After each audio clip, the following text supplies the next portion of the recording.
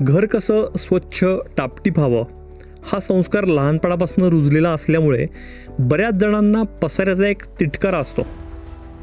पण पसारा कमी करायचा म्हणजे घरातल्या सगळ्या वस्तू ज्या आपल्याला इतस्ता विखुरलेल्या दिसतात त्या एकत्र बांधून त्याची गाठोडी करून माळ्यावर ठेवून देणं म्हणजे पसारा आवरणं असतं का? पसारा कमी करायचा म्हणजे ज्या खरोखरच्या ज्या गोष्टी आहेत ज्या आपल्याला लागत नाही आता त्या घरातून आणि आयुष्यातूनही वजा करायच्या. असा पसारा आपण कमी करतो का? आणि जी गोष्ट आपण गोष्टींच्या बाबतीत म्हणतोय तीच बऱ्याचदा विचारांच्याही बाबतीत होते का? हे आपल्या मनात सतत अनेक जे विचार येत असतात तर ते कमी करणं, डिक्लटर होणं हे गरजेचं ठरतंय का आज?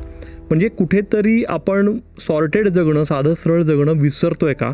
आणि या सगळ्याला हा सगळा पसारा, मग तो प्रत्यक्ष गोष्टींचा असो, डिजिटल डेटाचा असो किंवा मनातल्या विचारांचा असो, तो कमी कसा करायचा? तर या वेगळ्या विषयावर आज आपण गप्पा मारणार आहोत.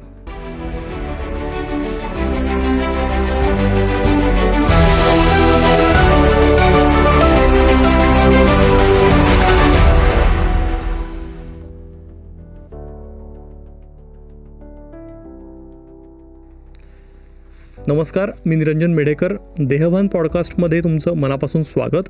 आणि आज आपल्यासोबत आहेत शास्त्रज्ञ, संशोधक आणि लेखिका डॉक्टर आरती रानडे. नमस्ते. नमस्कार. आरती, देहभानमध्ये तुझं स्वागत आहे. आरतीची ओळख सांगायची तर आरतीनी पिट्सबर्ग युनिव्हर्सिटी आहे अमेरिकेतली, तिथनं औषध निर्माण शास्त्रात तिने PhD केलेली आहे. याशिवाय स्टेम सेल्स आणि कॅन्सर इथलं संशोधनात तिने पोस्ट डॉक्टरेट रिसर्च केलेला आहे. आणि आरतीचे आत्तापर्यंत अनेक शोधनिबंध हे प्रख्यात नियतकालिकांमध्ये जगभरातल्या प्रसिद्ध झालेल्या आहेत. पण हे सगळं जरी असलं, म्हणजे ती अमेरिकेत जरी स्थित असली तरी मराठीवरही तिचं तितकंच प्रेम आहे. वेगवेगळ्या दिवाळी अंकांमध्ये, अनुभवसारख्या नियतकालिकांमध्ये ती सातत्याने लिखाण करत असते. अनुभवमध्ये तिचं 2 वर्ष सदर सुरू होतं आणि मला वाटतं 2026मध्ये नवीन वर्षात ती परत एकदा अनुभवासाठी लिहिती आहे. याशिवाय राजहंस प्रकाशनाने आनंदाच्या 10 दिशा हे तिचं पुस्तकही प्रकाशित केलेलं आहे. आणि याच पुस्तकातला खरं तर एक लेख आहे की खूप सारा पसारा. तर हा खूप सारा पसारा माझ्या वाचण्यात आला आणि तेव्हाच मी ठरवलेलं की आरतीला आपण परत एकदा बोलवणार आहोत. तर ही पसाऱ्याची जर्नी तुझ्या बाबतीत कशी घडली? तुला हे पहिल्यांदा कधी जाणवलं की पसारा खूप झाला आहे आपल्या आयुष्यात आणि तो कमी करायला पाहिजे? हा खूप सारा पसारा हा जो लेख आहे तो अनेकांना आवडला. आणि त्याच लेखापासून खरं तर आनंदाच्या 10 दिशा या पुस्तकाचाही प्रवास चालू झाला. पसारा कमी करायचा मनातला असं मी गमतीत 2010 सालापासून तरी म्हणते. पण आधी मी हे गमतीतच म्हणायचे. कायम मला असं वाटायचं की मन आवरायला हवं. हे माझ्या मित्रमैत्रिणींसाठी माझं नेहमीचं वाक्य. पण म्हणजे काय करायचं हे काही मला सापडत नव्हतं. आणि एक तुम्हाला जाणवतं की एक अस्वस्थता तुम्हाला यायला लागते. त्यात लहानपणापासून ज्या वातावरणात मी वाढलेले होते त्यामध्ये वाचनाची आवड, सिनेमा नाटक बघण्याची आवड, वेगवेगळ्या विषयावरचे लोक मला लहानपणापासूनच आमच्या घरात त्याच्यावरती चर्चा होत असत. त्यामुळे अनेक विषयामध्ये इंटरेस्ट असलेली मी एक व्यक्ती होते. पण आधी हे सगळं छान वाटतं आपल्याला की आपण अनेकांची वेगवेगळ्या विषयांवरती बोलू शकतो. पण एका टप्प्यावर मला जाणवायला लागलं की ह्या ज्या आपल्याला सोन्याच्या साखळ्या वाटत आहेत, आपल्याला अनेक विषयात इंटरेस्ट आहे, त्याचे आता हळूहळू जड साखळदंड व्हायला लागलेत. आणि कुठेतरी ना तुम्हाला जाणवतं ह्या सगळ्या गोष्टींचं ओझं व्हायला लागलेलं. आणि साधारणतः 2013-14च्या सुमारास मला हे ओझं आता खूप होतं आहे आणि ह्याच्यात आपण कुठेतरी बांधलो जातो आहोत, ती एक अस्वस्थता यायला लागली. पण त्याच्यावरती उपाय माहीत नव्हता. आणि हे कसं आहे ना, हे म्हणजे विक्रम वेताळांनी विचारलेल्या प्रश्नांसारखं आहे. आपल्याच पाठीवरती तो वेताळ असतो आणि आपणच तो विक्रमादित्य असतो. आणि अशा प्रश्नांची कुठे काही 21 अपेक्षित वगैरे अशी उत्तरं नसतात. ती उत्तरं प्रत्येकाने आपापलीच शोधायची असतात. आणि ते करण्यात मग मी आधी विपश्यना करून बघितली की त्यांनी आपल्याला जरा स्वस्थ शांत वाटतं आहे का. पण असं एक मधमाशांच्या पोळ्यावरती जर असं दगड मारल्यावर जसं असे अनेक मधमाशा उठतात तसं एक विचारांचं होतं आहे असं मला वाटायला लागलं. की सकाळी मी कोणाशी तरी वेगळ्या विषयावर बोलते आहे, तितक्याच इंटेन्सिटीने मी संध्याकाळी पूर्णतः वेगळ्या विषयावरती कोणाशी बोलते. रिसर्चचं काम देखील चालू आहे.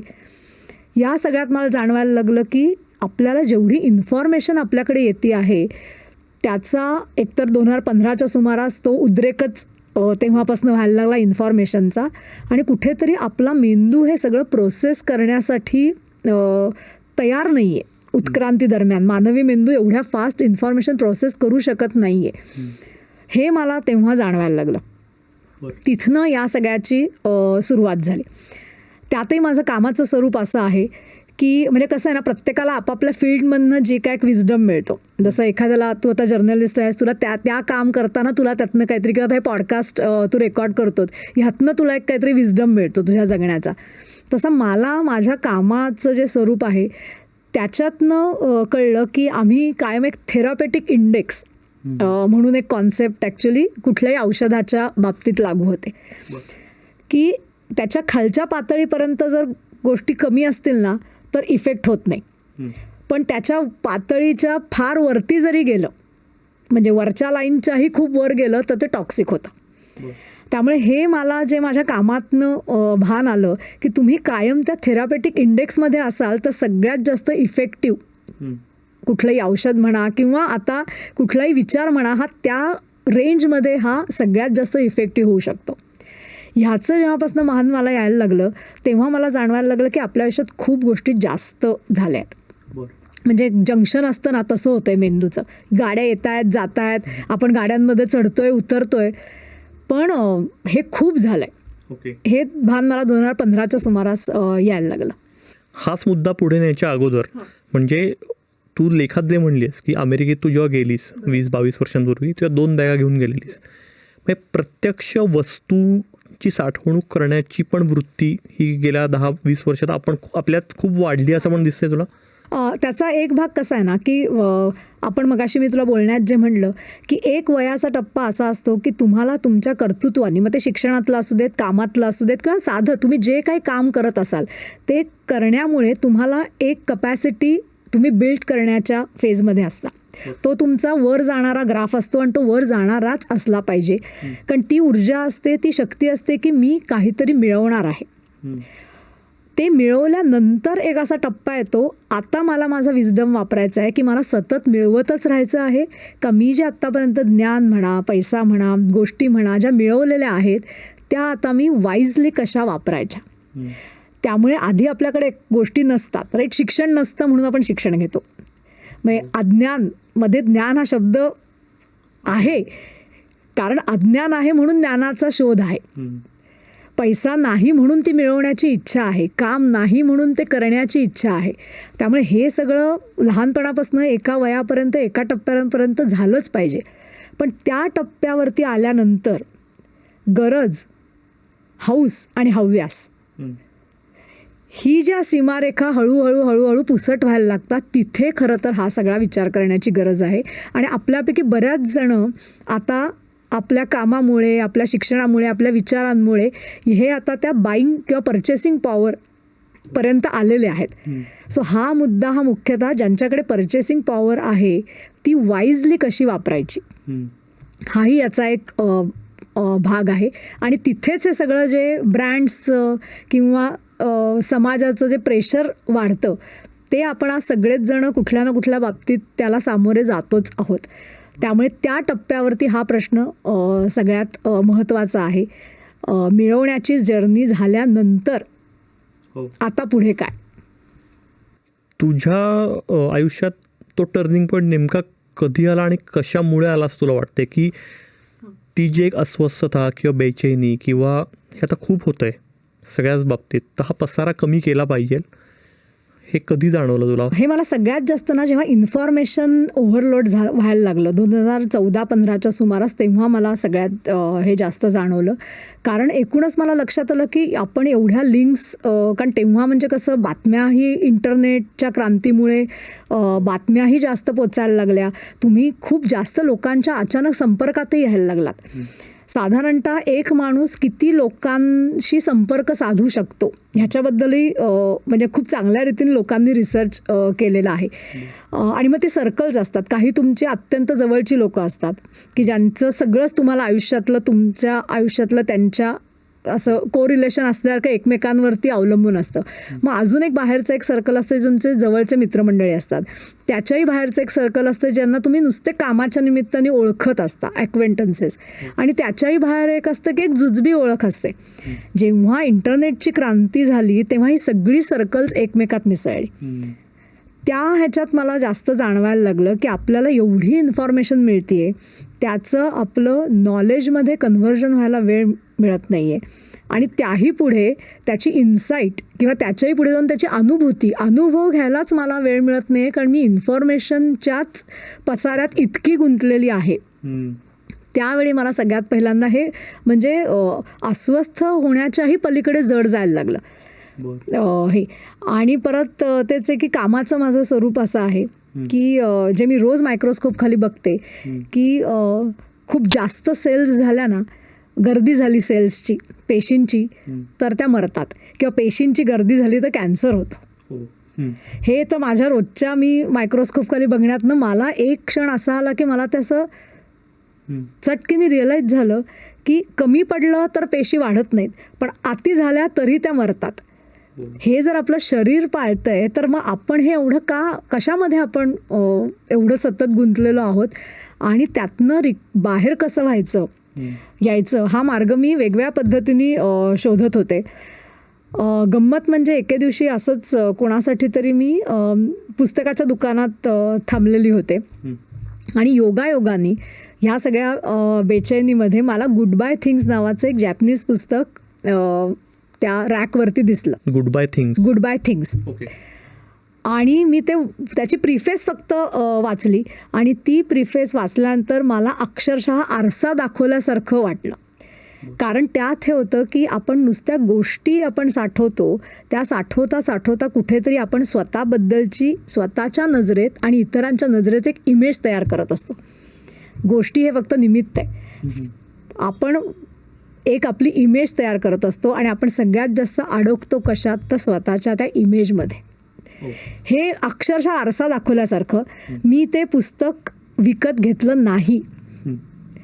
म्हणजे इथेच मला ॲक्च्युली तो क्षण आला. मी ते पुस्तक विकत घेतलं नाही. वास्तविक मी प्रचंड पुस्तकं विकत घेणारी आणि म्हणजे पुस्तकं संग्रह करणारी, पण तो जो आरसा मला दिसला, मी ते लायब्ररीतनं पुस्तक मागवलं, त्यासाठी 15 दिवस थांबले आणि मग मी ते पुस्तक वाचलं. आजही मी ते पुस्तक ॲज अ प्रिन्सिपल विकत घेतलेलं नाही. कारण हाच त्यात सांगितलेला आहे की मी पुस्तक कलेक्ट करते डझंट मीन की प्रत्येक पुस्तक माझ्या बुकशेल्फवरती असावं. तिथनं ती खटकीने अक्षरशः जर्नी सुरू झाली. आणि मग ती कशा पद्धतीने करता येईल ह्याच्याबद्दल म्हणा की सायंटिस्ट असल्यामुळे तुम्हाला एखादा एक्सपेरिमेंट करायचा असेल तर तुम्हाला आधी त्याचे कंडिशन्स वेगवेगळे टेस्ट करावे लागतात, नाहीतर एक्सपेरिमेंट्स फसतात. तर मी हळूहळू मग आपली घरातली माझ्या आवडीच्या गोष्टी कुठल्या आहेत, माझं घरातलं वातावरण कसं आहे, त्याच्यामध्ये मी काय करू शकणार आहे, असं करत करत करत हळूहळू मी काही काही गोष्टी करायला सुरुवात केली. आणि ते कांद्या सोलल्यासारखं आहे. बाहेरचं म्हणजे खरं आवरायचं आहे मला मन, पण डायरेक्ट मन आवरता येत असतं तर काय हवं होतं ना. म्हणजे आपलं सगळं तत्त्वज्ञान आहे त्याच्यापाशीच येतं. म्हणून मग वेगवेगळे मार्ग त्याचे सांगितलेले आहेत. मला माझ्यासाठी हा मार्ग, वस्तू कमी करण्याचा मार्ग, हा आपण प्रयोग करून बघूयात म्हणून मी चालू केलं. आणि मी 5 वर्ष तो प्रयोग केला. तोपर्यंत मी त्याच्याबद्दल एक शब्दही कोणाशी बोलले नाही. कारण मुळात एखाद्या रस्त्यावरती चालायला लागल्यानंतर, कारण हे कसे लाईफ चेंजिंग रस्ते आहेत, त्याच्यावरती मुळात आपल्याला चालता येतंय का आपण अडखळतोय, त्याच्यामध्ये आपण काय बदल करायला हवेत, हे जेव्हा मी अंदाज घेत घेत घेत पुढे गेले 5 वर्षांनी, मग मी म्हणजे म्हणतात ना स्वतःला एक ब्रुटली म्हणजे आरसा स्वतःला दाखवला. आणि मग तो खूप सारा पसारा लेख मी खूप धाडस करून लिहिला खरं तर.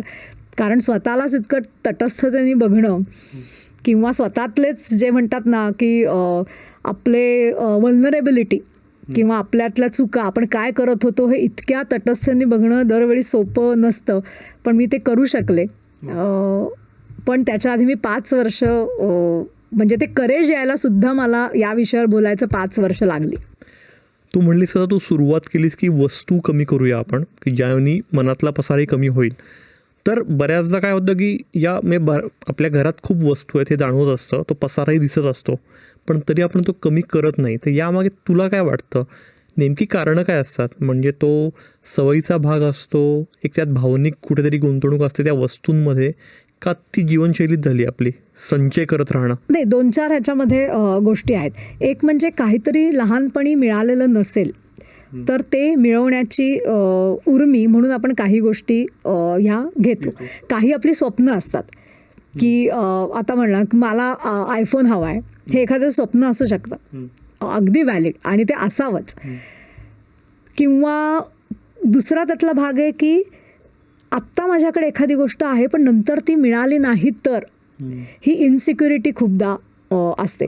त्यामुळे आपण कायमच नंतर मिळालं नाही तर, आणि तो मनुष्याचा कसा इव्होल्युशनमधलाच भाग आहे. कारण आपल्या उत्क्रांतीच्या ह्याच्यात जे म्हणलं ना की आज मला शिकार मिळाली आहे, मला पुढची मिळाली नाही तर, म्हणून धान्य साठवणं जेव्हा आपण शेती करायला लागलो तेव्हा आपण याच कारणाकरता करायला लागलो ना, ती अनसर्टन्टी आयुष्यातनं काढायची. पण आपण आता त्या जमान्यात नाही राहत हे आपल्याला अजून रिअलाईज झालेलं नाही आहे. वास्तविक जिथे नसेल आणि ती अनसर्टन्टी असेल तर संचय करणं थोडा हीच बरोबर, म्हणजे तो सर्वायवलचाच भाग आहे. पण आता आपण अशा जमान्यात नाही ना राहिलेलो. त्यांनी तरी हा विचार केला पाहिजे की मला किती गोष्टी संचय करायची गरज आहे. काही लोक म्हणतील गरज आहे त्याच्यापेक्षा 10% जास्त, काहींना वाटेल गरज आहे त्याच्यापेक्षा 50% जास्त. मान्य, तू 10% करशील, मी 5% करीन, कोणीतरी 50% जास्त करेल, पण मग 51% हा एक्स्ट्राच होतो. त्यामुळे प्रत्येकाने आपापल्या गरजा किती आहेत, आपल्याकडे वेळ किती आहे, आणि मुख्य म्हणजे ह्याच्यामधल्या गरजा किती आणि हव्यास किती. काहीही गोष्ट घेताना, काहीही निर्णय घेताना आपण हा का घेतो आहोत, हा जर आपण प्रश्न विचारला, हा आपण इतरांसाठी घेतो आहोत का आपल्यासाठी घेतो आहोत, आपण किती आयुष्य इतरांच्या नजरेतनं जगतो आहोत, हाही एक कारण आहे की आपल्या घरातल्या अनेक गोष्टी ह्या इतरांना काय वाटेल, कसं दिसेल. आजकालच्या काळात तर पिअर प्रेशरमुळे देखील अनेक गोष्टी, शेजाऱ्यांकडे आहे म्हणजे माझ्याकडे पाहिजे, हे देखील त्यातलं एक कारण आहे. पण आय थिंक ही जर्नीच अशी आहे ना की प्रत्येकाने आपण एखादी गोष्ट का घेतो हे कुठेतरी स्वतःला सतत विचारणं आवश्यक आहे. आणि जर तुम्हाला असं वाटलं की घेणं आवश्यक आहे तर ते आवश्यक आहे, पण त्याचं कारण आपल्याला माहिती पाहिजे त्याच्या मागचं. मग इथेच डिलेड ग्रॅटिफिकेशन किंवा कुठली गोष्ट, जसं तू म्हणलीस की ते पुस्तक तुला आवडलं खूप, पण तू ते तत्क्षणी विकत नाही घेतलंस, तर तू थोडासा विचार केलास, लायब्ररीतनं शोधलंस. आणि इथे ऑन लायटर नोट, मला असं वाटतं की लायब्ररीतनं घेतलेली पुस्तकं जास्ती संपवण्याचं प्रमाण आहे माझ्या बाबतीत विकत घेतलेल्या पुस्तकांपेक्षा.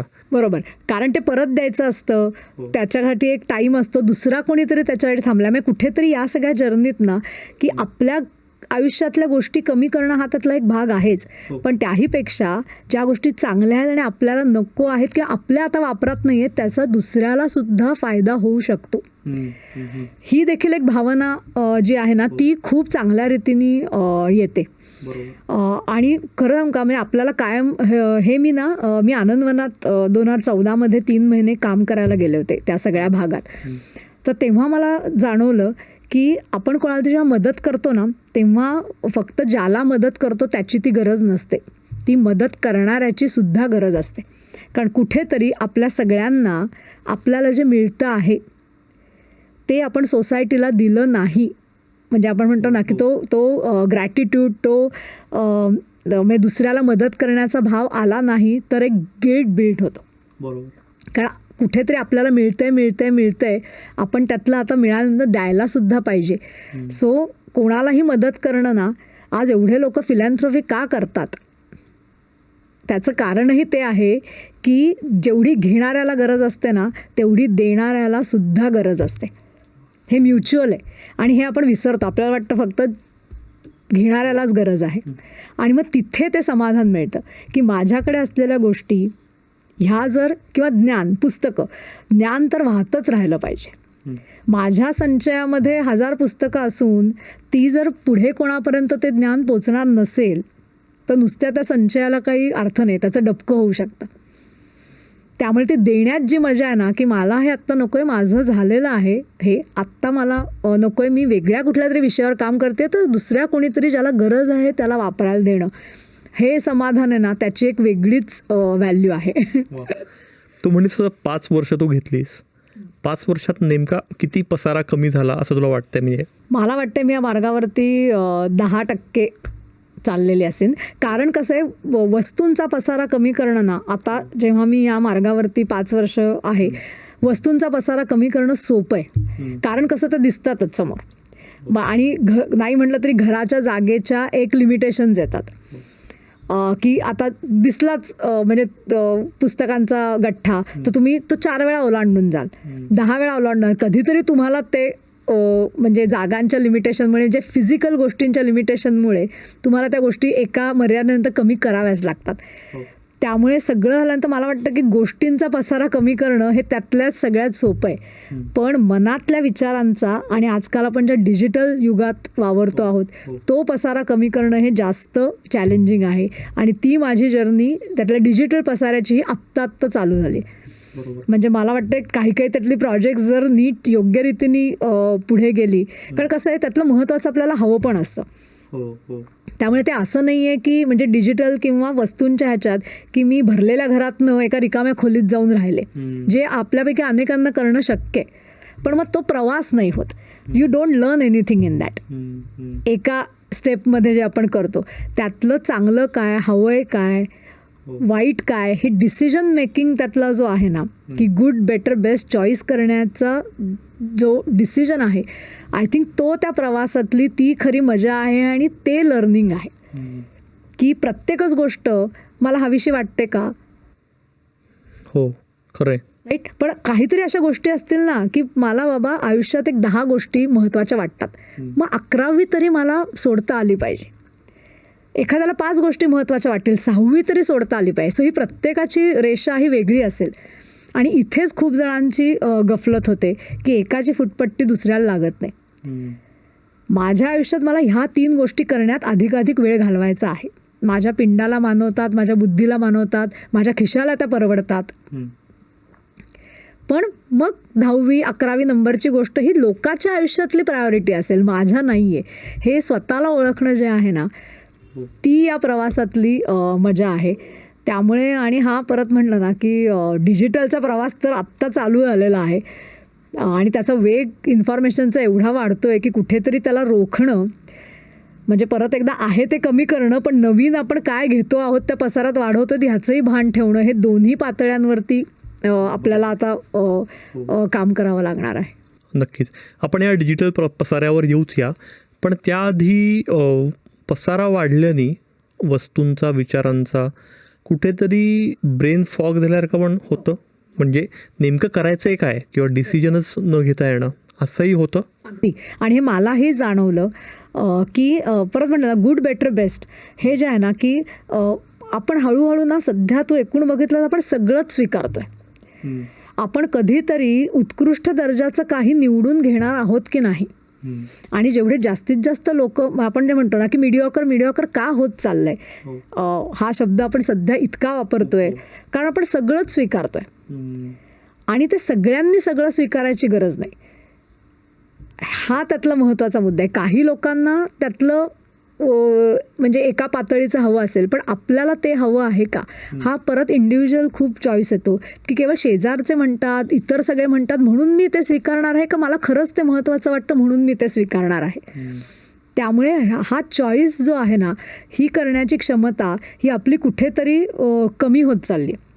बरोबर. त्यामुळे आपण सगळंच घेतो, आणि मग त्या सगळ्यातनं आपण कायमच मनातल्या मनात विचार केला तर आपण सतत काहीतरी शोधत असतो, की विचार शोधत असतो आपण, गोष्टी म्हणजे डोक्यात जे आपण ठेवलेले आहेत, राईट, त्यातनं आपण काहीतरी माहिती शोधत असतो. तर 5 मिनटं शांत बसलं तर आपल्याला कळलं आपण मेंदूतही सतत काहीतरी शोधतोय. कम्प्युटर डिस्कवरती जसा तो आपण सर्च मारून फोल्डर शोधत असतो ना, तसं इथे तो ब्रेन फॉग व्हायला लागतो. आणि एकूणच डिसिजन फटीग जो हल्ली यायला लागलेला आहे, म्हणजे ज्याला अनेकदा प्रॉब्लेम ऑफ प्लेंटी ही पण हे येते, की खूप गोष्टी झाल्यानंतर हे चूज करू, ते चूज करू, ते चूज करू, हे न कळल्यामुळे ठीक आहे आज माझी काय बाईंग पॉवर आहे म्हणून मी सगळंच घेऊन ठेवतो, नंतर बघू त्यातलं काय लागतोय तो. तिथे तो ॲक्च्युली सगळा म्हणजे मेंदूमध्ये तिथे तो सगळा घोळ व्हायला सुरुवात होते. आणि हे अगदी मित्रमंडळी माणसांच्या बाबतीतही होतं. आपण सगळंच स्वीकारतो आणि मग नंतर म्हणजे आज जे रिलेशनशिप ह्याच्याबद्दलचे प्रश्न आहेत, कारण मला सगळंच हवं आहे, मला ह्याच्यातलं थोडं हवं आहे, मला त्याच्यातलं थोडं हवं आहे, मला तिच्यातलं हे हवं आहे.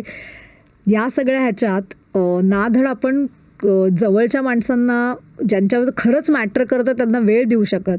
कारण शेवटी वेळ, एनर्जी, पैसा हे सगळ्या लिमिटेड आहेत. मुख्य म्हणजे आपल्याकडे लिमिटेड वेळ आणि एनर्जी आहे, ती कमीच होत जाणार आहे. ती वाईजली वापरायची. त्याच्यासाठी पसारा कमी करणं मला आवश्यक वाटतं. देहबान या आपल्या चॅनलवर आपण मेंबरशिपचा पर्याय पण नुकताच सुरू केलेला आहे. म्हणजे जर तुम्हाला खरोखर देहबानमधनं आपण काही वेगळे विषय घेतो आहे, त्यातनं तुम्हालाही व्हॅल्यू ॲडिशन होती असं वाटत असेल तर तुम्ही आम्हाला सपोर्ट करण्यासाठी मेंबर होण्याचा नक्की विचार करू शकता. मेंबरशिपचे प्लॅन्स हे 29 रुपयांपासून आम्ही सुरू केलेले आहेत. दरमहा 29 रुपये देऊन तुम्ही आम्हाला सपोर्ट करू शकता आणि मेंबर होऊ शकता. आणखी एक सांगायचं म्हणजे यूट्यूबनी अलीकडेच एक नवीन टॅब आणलेला आहे ज्याचं नाव आहे हाईप. तर हाईप म्हणजे तुम्ही जर हाईप केलं तर तुमच्यामुळे म्हणजे तुम्ही हाईप केल्यामुळे हा एपिसोड हा आणखी काही हजार लोकांपर्यंत यूट्यूबचा अल्गोरिदम पोहोचवतं. त्यामुळे हाईप पण नक्की करा. म्हणजे मला असं वाटतं की डिसिजन मेकिंगमध्ये नाही म्हणण्याचा पण पर्याय आपल्याकडे आहे. हे आपण विसरलो आहे कुठेतरी, आपण विसरलेलो आहोत. आणि मी परत म्हणते की एका वयाच्या टप्प्यानंतर काय करायचं याच्यापेक्षा काय टाळायचं हे अधिक महत्त्वाचं व्हायला लागतं. वा म्हणजे हा मंत्रच मला वाटतो की हे मला करायचं नाही. मग ते हळूहळू ना असं करून तुम्हाला तुम्हाला काय हवं आहे एकदा कळायला लागलं ना की लोक देखील ते तुम्हाला त्या सगळ्या सकट स्वीकारतात. आपल्याला जी सतत भीती असते ना की मी असेन तर मला लोक काय म्हणतील, मी हे केलं तर लोक काय म्हणतील, आणि ते बरोबर आहे, कुछ तो लोक कहेंगे. पण मग मला काय वाटतं हे जे आपण विसरत चाललेलो आहोत आणि आपण कायम दुसऱ्याच्या फुटपट्ट्यांवरती जे स्वतःला माफ करतो, त्यामुळे आज जी इन्सिक्युरिटीचे प्रश्न आहेत ते सगळे ह्याच्यातनंच आलेले आहेत. आणि त्यांनी मग डिसरिस्पेक्ट पण वाढलाय एकूण सोसायटीमध्ये. पण मी जर मला जे आवडतं ते जर मी करत राहिले आणि दुसऱ्याला जे आवडतं ती व्यक्ती करत राहिली तर एक म्युच्युअल रिस्पेक्ट त्यातनं येतो की तू तुझा मार्ग चांगल्या रीतीने चालतेयस, मी माझा मार्ग चांगल्या रीतीने चालतोय किंवा चालते. ह्यांनी जो रिस्पेक्टफुल वातावरण आहे मग ती ईर्ष्या तिथे कमी होते. आणि ह्याच्यासाठी प्रत्येकाने स्वतःचा शोध घेणं कुठेतरी आवश्यक आहे. आणि स्वतःचा शोध तेव्हाच लागेल, मी मगाशी जे म्हटलं ना, ते कांद्याचे बाहेरच्या सालं सोलण्यासारखं आहे. कोरपर्यंत पोचायचं असेल तर अनावश्यक गोष्टी जोपर्यंत बाजूला करत नाही तोपर्यंत काय महत्त्वाचं आहे हे सापडतच नाही ना. तो दिवा जर शोधायचा असेल तर आजूबाजूचा गोष्टी डिम करायलाच लागणार. खरंय. आता आपण परत पसाऱ्याकडे येऊया. डिजिटल स्वरूपातला पसारा जे आपण म्हणतोय की तोही खूप प्रचंड वाढला आहे.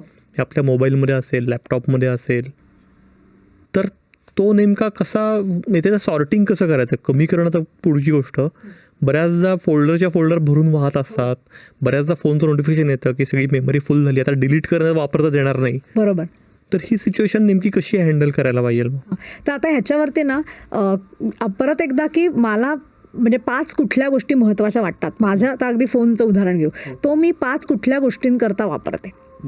एक त्याच्यामध्ये फोटो असतात, दुसरं म्हणजे काही वाचनाची आवड असेल तर पुस्तकं असतील, तिसरं म्हणजे आता हे पॉडकास्ट आपण जे ऐकतो ते असेल, गाण्याची आवड असतील तर गाणी असेल. पण मग ह्याच्या नंतर जे आहे ना, तर ह्या ज्या 4 गोष्टी आहेत माझ्या फोनमधल्या, त्याच्यानंतरची 5वी गोष्ट तरी मला बाजूला करता आली पाहिजे. आणि मग आता खरं तर जगभरात ना खूप चांगल्या रीतीने टूल्स आहेत की ह्याच गोष्टी तुम्ही चांगल्या रीतीने कशा ऑर्गनाईज करायच्या. पण हा एक ट्रॅपसुद्धा आहे, कारण चांगलं ऑर्गनायझेशन म्हणजे कमी करणं नाही. हे मी परत एकदा स्वतःच्या अनुभवातनं शिकले. कारण काही गोष्ट आवरायला गेली ना की आपण ते कायम चांगलं ऑर्गनाईज कसं करू शकतो. मग ते फोटो असतील तर प्रत्येक ट्रीपप्रमाणे आपण कसे ऑर्गनाईज करू शकतो, माणसांप्रमाणे. ही सगळी टूल्स आता आपल्या फोनवरती अवेलेबल आहे, पण ते फक्त ऑर्गनायझेशन आहे, ते कमी करणं नाही. कमी करायला कुठेतरी तुम्हाला चॉईसच करावा लागतो की हे मला हवं आहे का नाही, हे मला महत्त्वाचं वाटतं का नाही. आणि त्यातही सांभाळून ठेवण्याच्या गोष्टी ह्या खरंच सांभाळून ठेवाव्यात. पण खूप पसारा झाला ना तर सांभाळून ठेवण्याच्या, साधारणतः सांभाळून ठेवण्याच्या आणि अजिबात सांभाळून न ठेवण्याच्या गोष्टी ज्या एकत्र होतात ना, महत्त्वाची गोष्ट, महत्त्वाचं पुस्तक, महत्त्वाचा रेफरन्स, महत्त्वाचं गाणं, महत्त्वाचा सिनेमा, महत्त्वाचा विचार हा जर योग्य वेळी सापडला नाही तर त्याचा काहीही उपयोग नाही. त्यामुळे तो जर सापडायचा असेल योग्य वेळी तर काहीतरी आजूबाजूच्या कमी महत्त्वाच्या गोष्टी ह्या काढूनच टाकल्या पाहिजेत आयुष्यातनं. त्या आयुष्यातनं गेल्या की त्या मेंदूतनंही जातात आणि मग महत्त्वाची गोष्ट ही परत एकदा अशी लख्खपणे सामोरी येते आणि ज्यावेळी हवी तेव्हा. वा, म्हणजे फिजिकल क्लटर आणि इमोशनल क्लटर याच्यात तुला थेट असा संबंध जाणवतोय, म्हणजे तुझी प्रॅक्टिस आहे त्यात. हो, आणि मला हा माझ्या विचारात, माझ्या वागण्यामध्ये फरक नक्की दिसला.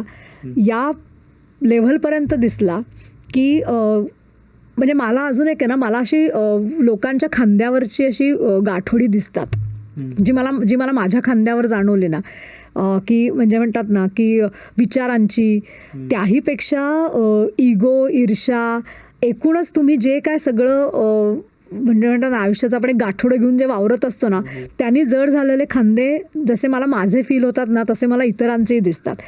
गंमत म्हणजे हे जर्नी करायला लागल्यानंतर, आता मी सायकलिंग करते, तर एका टप्प्यानंतर माझ्याबरोबर सायकलिंग करणारे लोक किंवा माझे मित्रमंडळी मला म्हणायला लागले, यू आर लुकिंग लायटर. हो, याचा अर्थ कुठेतरी विचारात, त्या बॉडी लँग्वेजमध्ये हा फरक पडायला लागला. सो गेल्या 2-3 वर्षात अनेक लोक मला म्हणजे हे भेटल्यानंतर म्हणतात की यू ॲपियर लायटर. मला वाटतं खूपच महत्त्वाचा मुद्दा. हो, आणि ती फ्लेक्झिबिलिटी मी म्हटलं, आणि तो इगोचाच कुठेतरी प्रश्न आहे. कारण एकेकाळी मी तुला परवा बोलताना सांगितलं की प्रत्येक सिनेमा बघणारी मी व्यक्ती, कलेक्शनमध्ये असणारी व्यक्ती, प्रत्येक गाणं ऐकणारी, म्हणजे एकेकाळी गाण्यांचे लिरिक्स, म्हणजे मला lyrics.com चिडवायचे माझे मित्रमंडळी. पण एका टप्प्यानंतर मला जाणवायला लागलं की एखादं गाणं मला आठवलं नाही तर मला त्याचा त्रास होतोय. एखादा सिनेमा मी बघितला नसेल आणि तू जर आता म्हणशील की मी हे नाटक किंवा हा सिनेमा बघितला आणि मी जो बघितला नसेल तर माझ्या चेहऱ्यावर कुठेतरी एक बारीक आठी येते, मला त्याचा त्रास होतोय. हे जेव्हा मला जाणवायला लागलं ना तेव्हा मला लक्षात आलं की हे काही बरोबर नाही. दुसऱ्या माणसाने एखादी गोष्ट केली असेल आणि ती आपल्याजवळ नसेल तर आपण त्याच्याकडनं ती ऐकता आली पाहिजे. म्हणजे गुड लिस्निंग हॅबिटसाठी हे अत्यंत आवश्यक आहे. ज्या आपण अनेक ॲक्च्युली आजच्या काळात म्हणतो की बोलण्याची नाही, चांगलं लिस्नर होण्यासाठी तुम्हाला तुमच्या मेंदूत, तुमच्या विचारात थोडी रिकामी जागा ठेवावी लागते. कारण तुमचेच विचार इतके भरले असतील तर तुम्ही दुसऱ्याचं ऐकू नाही शकत. आणि आपलं असं होतंय का हे मला वाटायला जेव्हा लागलं तेव्हा मला हे खूप महत्त्वाचं वाटतं की मग मी निखळपणे, आज मी नाही बघितलं आहे, तू बघितलंयस का, मला सांग त्याची स्टोरी, हे मी म्हणू शकते. ही माझ्यातली प्रचंड मोठा, म्हणजे हा म्हणलात ना त्या पातळीवरती हा झालेला प्रवास आहे. आणि मग त्यामुळे इगो कमी होणं किंवा दुसऱ्याच्या आनंदात अत्यंत निखळपणे सहभागी होणं, ही जी रेअर गोष्ट झालेली आहे ती मी करू शकते आज. अगदीच. आणि तिथे तो लाईटनेस दिसतो. पण तो नव्हता, हेही मी प्रामाणिकपणे कबूल करेन. माझा तो जायला लागला होता. आणि म्हणलं ना की एक माझ्या प्रोफेशनमुळे असेल की पॅटर्न बघणं हा माझ्या प्रोफेशनचा भाग आहे. की कुठली गोष्ट परत परत होत असेल तर हा पॅटर्न एखाद्या गोष्टीचा होत असेल तर जरा थांबून हे काय घडतं याच्यावर विचार करायला हवा. तुमचा मेंदू, तुमचं शरीर तुम्हाला सतत बारीक बारीक संकेत देत असतं. एकतर आपण आपल्या विश्वात इतके मग्न असतो की आपण तो आवाज ऐकत नाही हे, किंवा आपण तो इग्नोर करतो. पण हे तुम्हाला कळत असतं कुठेतरी की आपण या ट्रॅपमध्ये अडकतोय, आपल्याला हा पॅटर्न आपल्याच आयुष्यात दिसतोय, तो योग्य वेळी थांबवणं आणि तिथे तुम्हाला थोडं ना तटस्थता, स्वतःकडेच बघण्याचा दृष्टिकोन आणि करेज, की मला जर हा इगो येत असेल तर कुठेतरी तो सोडला पाहिजे, कारण त्याचं वजन खूप जास्त आहे. खरंय. ते गाठोडं खूप मोठं आहे, ते जेवढ्या लवकर हलकं होईल. आणि हा ॲक्च्युली सगळा प्रवास ना, हीच सगळी गाठोडी हलकी करायचा आहे. आणि म्हणून म्हटलं 10%च झाले, कारण हा फार लांबचा प्रवास आहे अरे, पण तो करण्यात फार मजा आहे. हे पण मी सांगते की म्हणजे आपल्यामध्येच त्यांनी काय बदल होतात हे बघणं, कुठल्या गोष्टीमुळे होतात हे बघणं, ही फार मजेशीर गोष्ट आहे आणि फार आनंददायी गोष्ट आहे ती. मी तुझे म्हणलीस की जी तुला कॉम्प्लिमेंट मिळाली की यू आर लुकिंग लायटर, तर मला असं वाटतं की अनेकांना ते जाणवतं आहे, ते ओझं, ते वजन आणि ते कमी होण्याची खरंच गरज आहे. त्यामुळे आपण आपल्या सगळ्या प्रेक्षकांनाही आणि श्रोत्यांनाही विचारू देवांच्या की तुम्ही असे कुठले ओझी किंवा असा कुठला पसारा तुमच्या आयुष्यात आहे का, हा पॉडकास्ट बघून तुम्हाला जाणवतं आहे का, आणि तो कमी करण्यासाठी काय करायला पाहिजे. तुमच्या मनात काही प्रश्न असतील तर तेही आम्हाला कमेंट्समध्ये नक्की विचारा. आरती, आपण पुढे जाऊया. हां, इथेच मी एक गोष्ट सांगते की मी जे मगाशी म्हणलं ना की कमी करायला हवं आहे, ही आज काळाची गरज आहे नक्की. कारण परत एकदा जेवढी इन्फॉर्मेशन, जेवढी माणसं, जेवढी कनेक्टिव्हिटी, ह्या सगळ्याचा उद्रेकच झाला आहे. आता AI चा जमाना आहे, त्यामुळे कमी करायला हवा आहे हे नक्की. कसा कमी करायचा हा प्रत्येकाने आपला मार्ग ठरवायचा. कारण मी असं अजिबात म्हणणार नाही की हा एकमेव मार्ग आहे. हा मला सापडलेला, माझ्या वृत्तीला मानवलेला मार्ग आहे. हाच जर असाच्या तसा दुसऱ्या कोणी करायला गेलं तर कदाचित जमणार नाही. पण एक ट्राय करून बघायला हा मार्ग नक्की. आणि मग ह्या मार्गातनं कुठल्या तरी एका मार्गावर चालायला तुम्ही सुरुवात केली ना की तुम्हाला त्याचं तुमच्या आयुष्याप्रमाणे तुम्ही त्याच्यामध्ये मॉडिफिकेशन पण करू शकता, जे कायमच आवश्यक आहे. की दुसऱ्याने सांगितलेलं तसं स्वीकारा असं एक शास्त्रज्ञ म्हणून मी कधीच म्हणणार नाही. कारण ठीक आहे, त्याच्यामध्ये आज मला हे वाटतं आहे, उद्या अजून कोणाला त्याच्या पुढचा जर काही शोध लागला तर मला तो स्वीकारणं आवश्यक आहे.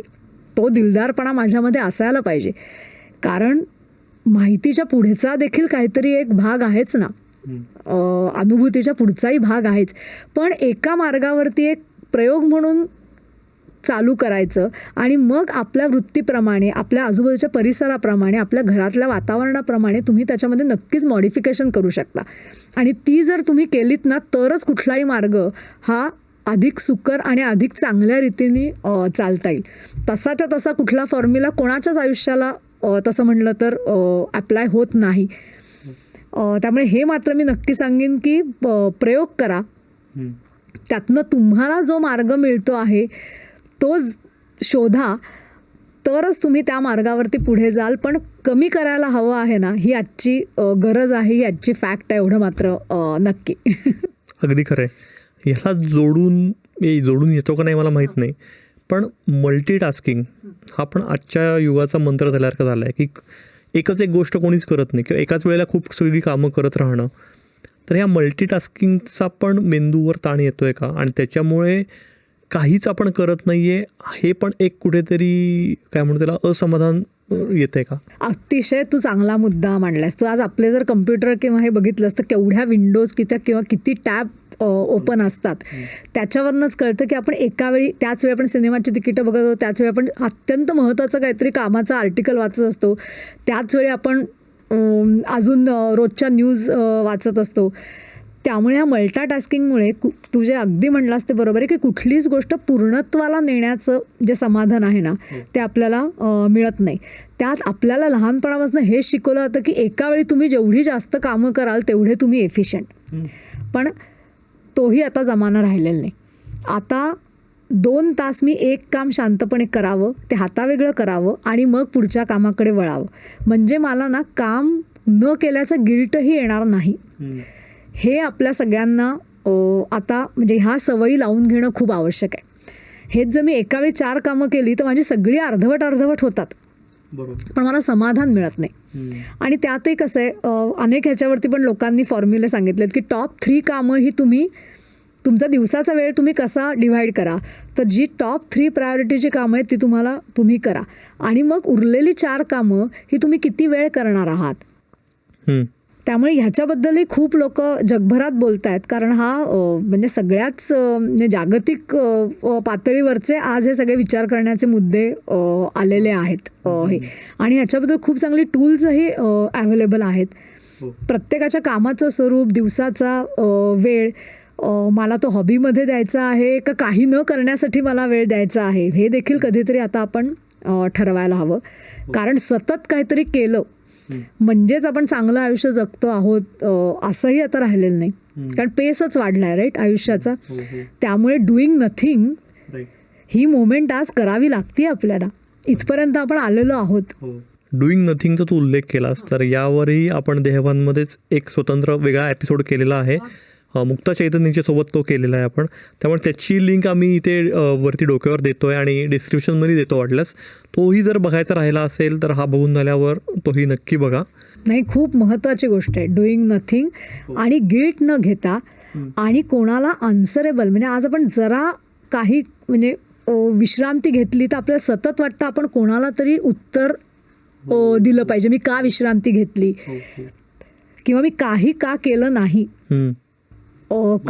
कारण प्रोसेस करायला लागणारा वेळ, कारण आपण काही करत नाही ना तेव्हा सुद्धा आपण 4 गोष्टी ह्या पसाराच कमी करत असतो. मग तो आवाजाचा असेल, तो आपल्या हालचालीचा असेल, तो आजूबाजूच्या माणसांचा असेल, सतत संवादाचा सुद्धा एका काळानंतर पसारा होतो.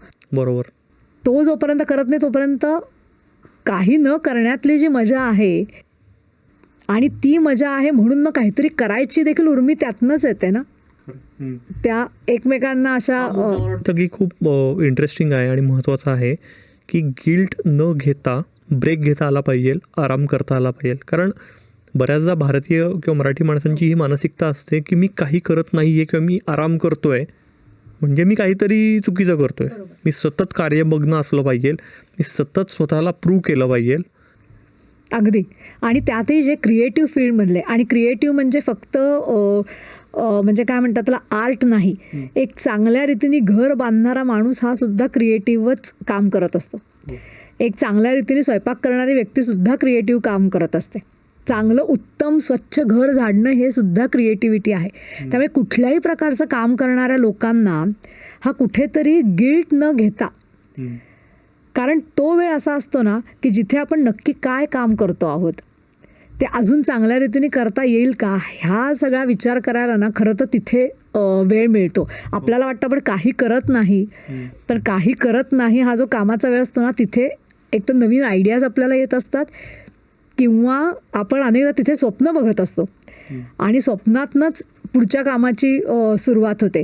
त्यामुळे काही न करणं हा सुद्धा वेळ अत्यंत आवश्यक आहे. कारण तिथे नवीन काहीतरी जन्माला येण्यासाठी म्हणतात ना ते रुजण्यासाठी तो कालावधी आवश्यक असतो. नाहीतर आपण फक्त काहीतरी करत दिवस ढकलणं किंवा सतत काम करत राहणं, त्याने आपण टिकमार्क होतील, हे काम झालं, ते काम झालं, ते काम झालं. पण नवीन काहीतरी करायचं असेल त्यासाठी लागणारा विचार, त्यासाठी लागणारी ऊर्जा स्टोअर करण्यासाठी काही काळ काही न करता गिल्ट फ्री राहणं हे आजची म्हणजे काळाची गरजच ती झालेली आहे. कारण पेस वाढलाय. खरं, पेस वाढलाय. आरती सांगते त्याच्यावरनं मलाही असं जाणवतं आहे आणि मला तुम्हालाही सगळ्यांना विचारायचं आहे की अशा कुठल्या टॉप 3 किंवा टॉप 5 अशा गोष्टी आहेत की ज्या आपल्याला करायच्या आहेत मनापासनं, पण त्या करायला वेळ मिळत नाही आहे. आणि जर वेळ मिळाला तर त्या करण्याला आपण जास्ती प्राधान्य देऊ आणि त्या पुढच्या ज्या काही गोष्टी आहेत त्या आपण कमी करू. तो एक प्रकारचा पसाराच आहे आणि तो आपण कमी करू. शक्य असेल तर आम्हाला कमेंट्समध्ये पण नक्की सांगा. आणि खरोखर म्हणजे हा एपिसोड झाल्यावर मी पण थोडासा शांत स्वतःला वेळ देऊन त्या गोष्टी नोंदवण्याचा किंवा लिहिण्याचा चक्क प्रयत्न करणार आहे. आरती, आत्ता आपण डुईंग नथिंग किंवा स्लो लिव्हिंग याविषयी पण बोललो, तर या सगळ्याला कुठेतरी डिजिटल सतत आपण जे ॲक्टिव्ह आहोत, विशेषतः गेल्या 10 वर्षात स्मार्टफोन्स आल्यापासून मी प्रत्येकजण बिझी असतो.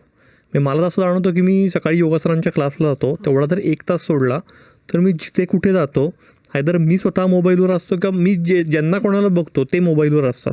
आणि त्यामुळे सतत एक बिझी असण्याचं जे फिलिंग आहे, प्रत्यक्षात तो मनुष्य बिझी असेल असं नाही, तो रील्स बघत असेल, पण तरी पण ती ऑक्युपाय होते ब्रेनमधली स्पेस? हो, नक्कीच होते. आणि सतत ट्रिगर मिळण्याने आपण जे म्हणजे एखादी गोष्ट ही जर सतत फ्लॅश होत राहिली, ट्रिगर मिळत राहिला सतत, तर तो म्हणजे ते ॲडिक्शनसारखंच आहे. कुठली म्हणजे मेंदूच्या पेशी ह्या सतत ट्रिगर होतात आपल्या. त्यामुळे ADHD वगैरे सारखे जे प्रश्न आहेत, अटेन्शनचे जे आता प्रश्न यायला लागलेत, कारण सतत त्या सेल्स फायरच होत राहतात, त्यांना शांतताच मिळत नाही. ते लाईट्स असतात ना फ्लिकरिंग, ते जर सतत फ्लिकर होत राहिले तर जसं होतं ना, तसं आजकाल मेंदूचं आपल्या झालेलं आहे. 30-30 सेकंद 10-10 सेकंदाच्या कालावधीत सतत आपण हायवरती जात असतो. तो लो यायच्या आधी आपण पुढच्या हाय मिळवत असतो. आणि म्हणजे आपल्यालाही जाणवतं हे की आपण रील्स किंवा हे बघायला लागलो सोशल मीडिया, तर 5-6 तास हे कसेही असे निघून जातात. आणि मग एकदम रिअलायझेशन होतं की एवढा वेळ वाया गेलाय. एक बातमी आपण पूर्ण वाचू शकत नाही, त्याच्यामध्ये हायपरलिंक असतात, ती क्लिक करून आपण वेगळ्या बातमीवरती जातो, त्यातून अजून कुठेतरी जातो. एक पुस्तक आपण शांतपणे बसून वाचू शकत नाही. याचा अर्थ आपलं सतत भान हे वेगवेगळ्या ठिकाणी हे सतत डिव्हाइड होत आहे. एका वेळी अनेक गोष्टी चाललेल्या आहेत आणि या सगळ्याचा कुठेतरी मेंदूवरती नक्कीच ताण येतो. आणि तो कमी करण्याचा म्हणजे खरंच ही काळाचीच गरज आहे असं म्हणलं पाहिजे. आणि त्याहीपेक्षा एक सतत हायपर असण्याची आपल्याला जी सवय लागलेली आहे. हो. एव्हरेस्टचं महत्त्व का? कारण उरलेलं सगळं समुद्र सपाटीवरती आहे म्हणून. सतत आपण एव्हरेस्टच आयुष्यात हे करायला लागलो, तसं आपलं झालं. आपण सतत हाय हाय हाय वरतीच आहोत. त्यामुळे आपण एक नॉर्मल जगणं हे आपण विसरूनच गेलो आहे. आणि गंमत म्हणजे सतत हाय असण्यापेक्षा तुम्ही रोजच्या आयुष्यात जे आपण मंडेन आयुष्य म्हणतो, त्याच्यामध्ये तुम्ही सातत्याने ज्या गोष्टी करता त्यांनीच तुमचा कोर, मग तो व्यायामातला असू देत, तो पर्सनॅलिटीतला असू देत, तो हाय अचिव्हमेंटनी बिल्ड होत नाही. ती करण्यासाठी तुम्ही रोज हळूहळू ज्या गोष्टी करत असता तिथे तुमचा कोर बिल्ड होतो. पण आज आपण तो कोर बिल्ड करायला तेवढा वेळच देत नाही, कारण आपण सततच हाय हाय हाय खरंय ट्रिगर्डच आपण म्हणजे एलिव्हेटेड स्टेटमध्येच आपण असतो. त्यामुळे ह्या डिटॉक्सची अत्यंत गरज आहे. कारण आपल्याला जर फंडामेंटल काहीतरी एक विचार करायचा असेल, आपण आता रिॲक्शननीच जगतो. एकूण तू बघितलंस ते देखील या सगळ्याचं, कारण वी ऑलवेज रिॲक्ट. पण खरं जगणं कुठे आहे तर ॲक्शनमध्ये. रिॲक्शन ही नंतरचा भाग आहे. आपण फक्त रिॲक्शनमध्ये जगतो कारण ह्या डिजिटलनी आपण एवढे घेरले गेलेलो आहोत.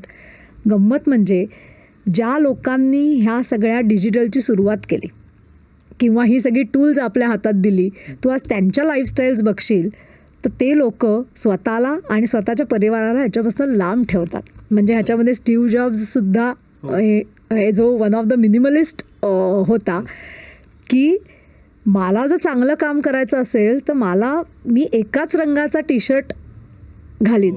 हे आपल्या हातात टूल्स देणारे लोक आहेत. किंवा युव्हल नोआ हरारीसारखा माणूस हा स्वतः विपश्यना करतो. 3 महिने तो वर्षातले हे विपश्यने करता, मेडिटेशन करता घालवतो. आपण त्याचं पुस्तक वाचतो, आपण त्याच्या थेरीज वाचतो, पण तो करणारा माणूस हा स्वतः या सगळ्या गोष्टी प्रॅक्टिस करतो. कारण कुठेतरी त्याला ह्या शांत असण्याचं महत्त्व कळलेलं आहे. तू सगळे बघ, टेक्नॉलॉजीमधले सगळे लोक तू त्यांच्या लाईफस्टाईल बघशील ते अजूनही हाताने नोट्स काढतात. प्रत्येकजण स्वतःच्या वह्या असतात. प्रत्येकजण अगदी बिल गेट्सपासनं कुठली पुस्तकं ते वाचतात. तू त्यांची लाईफस्टाईल बघितलीस तर ते सगळेजण कुठे ना कुठेतरी या डिजिटल ह्याच्यापासनं स्वतःला लांब ठेवतात, कारण त्यांना माहिती आहे ह्याचे दुष्परिणाम देखील काय आहेत. खरं. त्यामुळे आपण त्यातली एकच बाजू घेतो, आपण एकच बाजू बघतो, पण त्याच्याबरोबर त्यांचा विजडम जो त्यांनीच दिलेला आहे तो आपण बघत नाही. आय थिंक तो बघितला पाहिजे. आरती, आपण पसाऱ्यावर बोलतोय तर पसाऱ्याचा आणि वयाचा किंवा एजिंगचा म्हणजे वय वाढण्याचा आणि पसाऱ्याचाही काही थेट संबंध दिसतो ना? नक्कीच आहे. साधारणतः 45 ते 55 हा जो वयोगट आहे, तो असा वयोगट आहे की जिथे आपण गोष्टी जमवलेल्या असतात त्या आपण वापरातही असतो, पण जसं माणसांचं वय होतं तसं गोष्टींचंही वय होतं. आणि त्यामुळे त्या गोष्टींचं वय झाल्यामुळे आपण त्याची रिप्लेसमेंट म्हणून नवीन गोष्टी घेऊन ठेवलेल्या असतात, पण आपल्याला जुन्याचीच इतकी सवय झालेली असते. त्यामुळे ह्या काळात आपण अनेकदा एकापेक्षा अधिक एकाच प्रकारच्या गोष्टींच्या आजूबाजूला वावरत असतो. तू एकूण जर ऑब्झर्व केलं तर बऱ्याच घरांमध्ये आहे जुनी गोष्ट नवीन घेऊन ठेवली आहे, पण आधीची टाकवत नाही. हे ते क्लासिक 45 ते 55 ही ती एज रेंज आहे. बहुतेकांच्या आयुष्यात ही ती फेज येते. 60 नंतर हळूहळू जसजशी एनर्जी कमी व्हायला लागते आणि तिथे तुम्हाला लक्षात यायला लागतं की आता कमी झालेली एनर्जी ही मी आवरण्यात वापरायची आहे का मला काहीतरी करायचं आहे त्याच्यामध्ये वापरायची, काम करायचं आहे त्याच्यासाठी वापरायची. हे चॉईसेस करायची वेळ, एनर्जीच मुळात हळूहळू कमी होत गेल्यामुळे वयानुसार हे चॉईसेस करायची वेळ येते. आणि मग त्यावेळी तो एन्थुझियाझम पण कमी होतो, ऊर्जा पण कमी होत जाते आणि मग कशाला आवरा असं करत अनेक गोष्टी तशाच राहून जातात. त्याचा पुढचा भाग असा की आज आपल्यापैकी अनेकांच्या घरांमध्ये 75च्या जास्त वयोमान असलेले अनेक लोक आहेत. मग त्यांची पुढची पिढी हे अनेकदा ब्रुटल डिसिजन घेते की आता जागा कमी पडती आहे, सगळं उचला आणि देऊन टाका. त्यांनी ह्या सगळ्या सिनियर लोकांना हा कुठेतरी मानसिक त्रास होतो, कारण आपण आयुष्यभर जमवलेल्या गोष्टी म्हणजे एक तर पुढच्या पिढीला त्याची किंमत वाटत नाही, कुठेतरी त्यांच्या मनात आपण सुद्धा या गोष्टींसारखे अडगळ व्हायला लागलेलो आहोत का ही एक जी भावना येते ती यायची नसेल तर आपल्याच हाताने 55 ते 55पर्यंत अगदी 60पर्यंत आवश्यक गोष्टी निवडा, अनावश्यक गोष्टी हळूहळू बाजूला करायला सुरुवात करा. म्हणजे दुसरं कोणीतरी ब्रुटली ते तुमच्या वाटचे निर्णय घेणार नाही ज्याचा पुढे एका वयानंतर त्रास होतो. दुसरा एक भाग असा की सिनियर लोकांपैकी घरात कोणाची तरी डेथ झाली तर अक्षरशः ज्यांना त्यात इंटरेस्ट नसेल, एखाद्याने अप्रतिम काहीतरी पेंटिंगचं कलेक्शन केलं असेल, एखाद्याने पुस्तकं जमवले असतील, पण पुढच्या पिढीला त्यात इंटरेस्ट नसेल तर ते 5 ते 10 मिनिटात आयुष्यभराचं सगळं जमवलेलं हे कुठेतरी दिलं जातं. एका अर्थाने हा डिसरिस्पेक्ट असल्यासारखं वाटू शकेल. त्यामुळे आपल्याच हाताने आपल्या भविष्यासाठी, आपल्या म्हातारपणासाठी आपल्याला काय हवं आहे, काय नको आहे, ही जर सवय लागली आणि ही सवय हळूहळू घराला पण लागते, कारण तुम्ही 50 गोष्टीपैकी ह्या 5 मला काही झालं तरी हव्या आहेत असं जेव्हा तुम्ही ठामपणे म्हणता, 45 जेव्हा बाजूला करता, तेव्हा पुढच्या पिढीला सुद्धा त्याच्याबद्दल रिस्पेक्ट वाटायला लागतो की ह्या 5 गोष्टी यांच्यासाठी महत्त्वाच्या आहेत, याला मी हात लावता कामा नये. त्यामुळे कुठेतरी एक रिस्पेक्टफुल जगणं किंवा आपण आडगळ आहोत असं न वाटण्यासाठी सुद्धा गोष्टींची आडगळ न होणं म्हणजे माणसंसुद्धा आडगळ वाटणार नाहीत, हा जो आज घराघरातला प्रश्न आहे तो देखील कुठेतरी सुटायला ह्यांनी मदत होईल की आपणच निर्णय घ्या, मला काय महत्त्वाचं वाटतं, काय नको आहे ते. आपल्याऐवजी दुसऱ्यांनी कोणीतरी निर्णय घेणं हे खूप पेनफुल आहे. खूपच महत्त्वाचा मुद्दा तू मांडलास. थँक्यू सो मच आरती, तू वेळात वेळ काढून आलीस आणि हा खरोखर एक वेगळाच विषय, म्हणजे पसाऱ्यापासून आपली सुरुवात झाली, म्हणजे एपिसोडच्या आधी पण जे आपण भेटलेलो ती जी चर्चा झाली आणि आजची जी चर्चा झाली, गप्पा झाल्या, या खरंच खूप सकस, खूप वेगळ्या प्रकारच्या झाल्या. मनापासून थँक्स. थँक्यू. आणि परत तेच ना की एखादी गोष्ट म्हणजे खरं सगळ्यांना आपली मन स्वच्छ करायचं, शांत आयुष्य जगायला कोणाला आवडणार नाही, हो, पण ते डायरेक्ट जमत नाही. म्हणून ही वेगवेगळी टूल्स आहेत. काही लोक गोष्टी कमी करून करतात जेणेकरून स्वतःची ओळख होईल, स्वतःचा स्वीकार होईल आणि मुख्य म्हणजे आपल्याला काय महत्त्वाचं वाटतं, काय योग्य आहे, काय अयोग्य आहे, काय टाकाऊ आहे, काय बेस्ट आहे, हे शेवटी चॉईस करण्याची क्षमता आणि चॉईस करण्याचं करेज, धाडस, हे करण्याचाच हा प्रवास आहे. तुम्हाला हा एपिसोड बघून काय नेमके विचार आले मनात? आपल्या प्रत्येकाच्या आयुष्यात कुठला तरी पसारा असतोच, तसा तुमच्या आयुष्यात असा कुठला आहे का, असं तुम्हाला जाणवतो आहे का? तर तोही नक्की विचार करा. या बाबतीत कमेंट नाही केली तरी चालेल, तुमचा तुम्ही विचार करा आणि तो कमी करण्यासाठी आपणच काय पावलं उचलू शकतो याचे आडाखे बांधा आणि त्या दृष्टीने किंवा त्या ह्यानी नवीन वर्षात पावलं उचलायला लागा.